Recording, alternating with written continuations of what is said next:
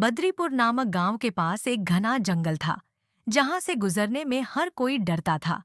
यह जंगल अंधेरा और रहस्यमयी था, और इसमें से गुजरने वाली सड़क सुनसान और खतरनाक मानी जाती थी। इस सड़क पर आधी रात को एक ढाबा खुलता था, जिसे लोग चुड़ैल का ढाबा कहते थे। इस ढाबे को लेकर गांव में बहुत सी कहानियां प्रचलित थीं। कहते हैं कि जो भी रात में इस ढाबे पर रुकता, वह सुबह फिर कभी नहीं दिखता। इस ढाबे के बारे में कहा जाता था कि यह सिर्फ आधी रात को खुलता था और सुबह होने से पहले गायब हो जाता था। लेकिन अजीब बात यह थी कि उस ढाबे में सिर्फ उसी को खाना मिलता था जो किसी कठिनाई या संकट में होता।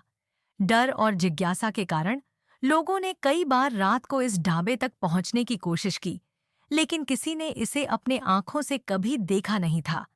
केवल उन लोगों ने ही इस ढाबे को देखा था जो संकट में थे, और वह भी किस्मत से बचकर लौटे थे। एक दिन गांव का एक आदमी, जिसका नाम राकेश था, अपने दोस्त के यहाँ से देर रात लौट रहा था। उसकी मोटरसाइकिल अचानक जंगल के पास आकर खराब हो गई। रात गहरी होती जा रही थी और उसके पास कोई साधन नहीं था। उस इलाके में सन्नाटा था और ठंडी हवा चल रही थी।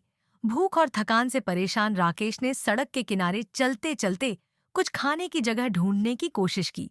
चलते चलते उसने देखा कि थोड़ी दूर पर धुंधली सी रोशनी नजर आ रही है। पास पहुंचने पर उसने देखा कि यह एक छोटा सा ढाबा था। ढाबे के ऊपर धुंधले अक्षरों में लिखा था, चुड़ैल का ढाबा। ये देखकर उसके मन में डर का भाव आया, क्योंकि उसने इस ढाबे के बारे में गांव में कई भयानक कहानियां सुनी थी। लेकिन भूख ने उसके डर पर काबू पा लिया और वह अंदर जाने की हिम्मत कर बैठा। जैसे ही राकेश ढाबे में पहुंचा, उसने देखा कि वहां एक बूढ़ी औरत खड़ी थी। वह बहुत ही अजीब लग रही थी। उसकी आंखें लाल थीं और चेहरे पर गहरी झुर्रियां थीं। उसके लंबे सफेद बाल हवा में लहराते हुए किसी भयानक दृश्य का हिस्सा लग रहे थे। औरत ने बिना कुछ कहे इशारा किया और राकेश को एक कोने में बैठने का संकेत दिया। राकेश ने डरते हुए अपनी भूख मिटाने के लिए एक पराठा और दाल मांगा। उस औरत ने बिना कुछ बोले उसे खाना परोसा। जैसे ही उसने पहला निवाला लिया, उसे अजीब सा महसूस हुआ।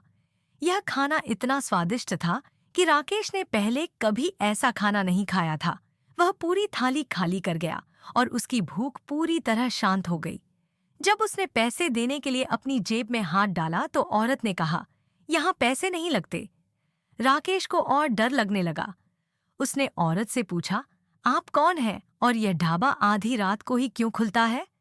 औरत ने उसकी बात का जवाब देने के बजाय सिर्फ मुस्कुराया और कहा, "तुम्हें जल्द ही सब समझ में आ जाएगा।" इसके बाद उसने उसे वहां से चले जाने का संकेत किया। राकेश ने तुरंत वहां से निकलना ही बेहतर समझा। वह जैसे ही ढाबे के बाहर आया, उसने देखा कि उसकी मोटरसाइकिल एकदम ठीक हो गई थी। वह चौंका, लेकिन ज्यादा समय नहीं गंवाते हुए मोटरसाइकिल पर बैठा और तेजी से गांव की ओर भागा। रास्ते में उसके मन में उस बूढ़ी औरत और ढाबे के बारे में ढेर सारे सवाल उठ रहे थे। अगले दिन उसने यह बात अपने दोस्तों को बताई, लेकिन किसी ने भी उसकी बातों पर विश्वास नहीं किया। सबने सोचा कि वह डर के कारण कुछ गलतफहमी का शिकार हो गया होगा। धीरे धीरे चुड़ैल का ढाबा की कहानी पूरे गांव में फैल गई। लोग तरह तरह की बातें करने लगे। कुछ लोग कहने लगे कि यह ढाबा भूत प्रेतों का अड्डा है, तो कुछ लोग इसे भगवान का चमत्कार मानते थे। कई लोगों ने तो जंगल के पास रात बिताने की कोशिश की ताकि वे उस ढाबे को देख सकें, लेकिन किसी को भी वह ढाबा दिखाई नहीं दिया।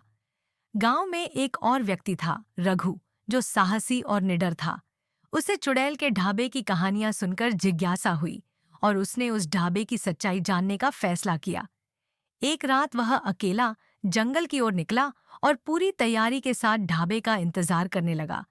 थोड़ी देर में उसे भी वहीं धुंधली रोशनी दिखाई दी, और जैसे ही वह रोशनी के पास पहुंचा, उसने देखा कि वहीं ढाबा वहां खड़ा था।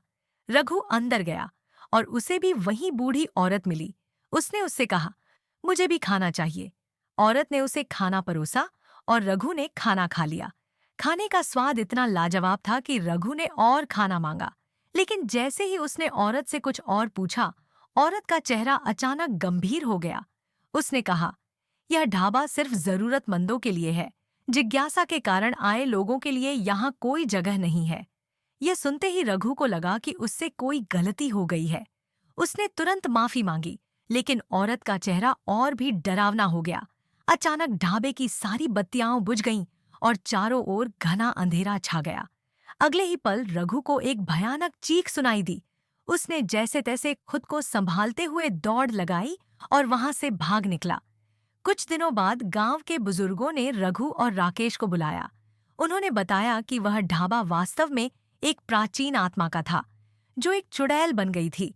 पुराने समय में उस जगह पर एक भयंकर अकाल पड़ा था और भूख से मरते लोगों की मदद न मिलने पर एक औरत ने खुद को और अपने बच्चों को बचाने की कोशिश की थी।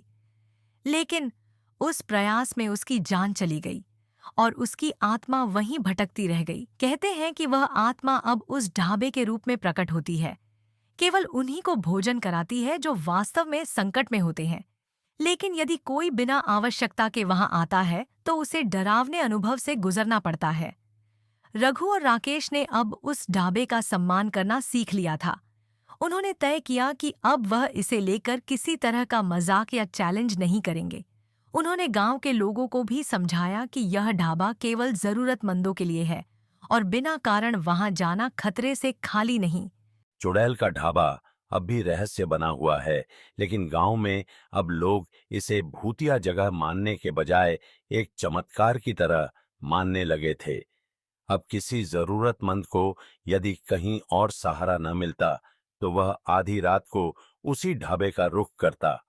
वहां अंधेरे में ढकी एक धुंधली सी झोपड़ी में किसी को उसकी भूख मिटाने का सहारा मिलता और सुबह होते ही वह ढाबा फिर गायब हो जाता। इस तरह चुड़ैल का ढाबा आज भी जंगल में मौजूद है, जो केवल अंधेरी रातों में संकट में पड़े लोगों के लिए खुलता है। लोग इसे भले ही एक रहस्य माने, लेकिन इसे एक ऐसे सच्चे सहारे के रूप में याद करते हैं, जो किसी न किसी रूप में हर कठिन घड़ी में साथ होता है।